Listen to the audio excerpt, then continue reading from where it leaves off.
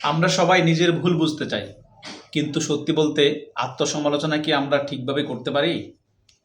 আত্মসমালোচনা যদি আমাদের উন্নতির চাবিকাঠি হয়, তবে কেন আমরা এটাকে ভয় পাই? আত্মসমালোচনা মানে নিজেকে ছোট করা নয়, বরং নিজেকে গড়ে তোলা। হ্যালো ফ্রেন্ডস, সালামু আলাইকুম। Welcome back to our channel life and society. আজ আমরা একটি নতুন ভিডিও নিয়ে হাজির হয়েছি আপনাদের সামনে। আজকে আমাদের ভিডিওর কন্টেন্ট হচ্ছে আত্মসমালোচনা। প্রথমে আমরা জেনে নেই আত্মসমালোচনার সংজ্ঞা ও প্রয়োজনীয়তা। আত্মসমালোচনা মানে নিজেকে দোষ দেওয়া নয়, বরং নিজেকে বোঝা। নিজেকে বুঝতে পারলেই উন্নতির দরজা খুলে যায়। আপনি কি কখনো নিজের কাজ বা সিদ্ধান্ত নিয়ে ভাবছেন, আমি কি ঠিক করেছি, কিংবা এই কাজটা আরও ভালো করতে পারতাম? এই প্রশ্নগুলোর মধ্যেই লুকিয়ে আছে উন্নতির চাবিকাঠি। আত্মসমালোচনা বনাম আত্মনিন্দা, কিন্তু সতর্ক থাকুন, আত্মসমালোচনা যেন আত্মনিন্দায় পরিণত না হয়। আত্মসমালোচনা আমাদের শেখায়, কিন্তু আত্মনিন্দা আমাদের ভেঙে ফেলে। নিজেকে তিরস্কার নয়, বরং গঠনমূলক বিশ্লেষণ করুন।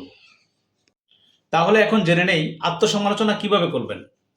আত্মসমালোচনা করার জন্য 3টি সহজ ধাপ আজ আমরা আলোচনা করব। প্রথমত, নিজের কাজ বিশ্লেষণ করুন। নিজের কাজের ফলাফল পর্যবেক্ষণ করুন, কোথায় ভুল হলো, কোথায় ভালো করলেন। 2, নিরপেক্ষ থাকুন। নিজেকে বাহবা দিন, কিন্তু ভুলগুলো মেনে নিন। নিজেকে কঠিন দৃষ্টিতে না দেখে নিরপেক্ষভাবে মূল্যায়ন করুন।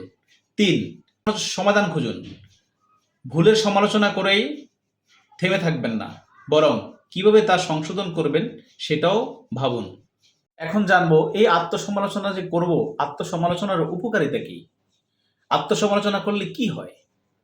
নিজের দুর্বলতা চিহ্নিত করা যায়, সিদ্ধান্ত নেওয়ার দক্ষতা বাড়ে, জীবনের উন্নতির সুযোগ তৈরি হয়, মনোবল শক্তিশালী হয়। সবশেষে বলতে পারি, আপনার সবচেয়ে বড় শিক্ষক আপনার ভিতরেই আছে।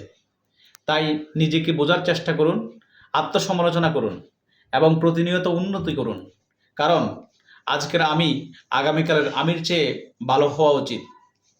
ভিডিও ভালো লাগলে লাইক দিন, সাবস্ক্রাইব করুন এবং শেয়ার করুন। ধন্যবাদ।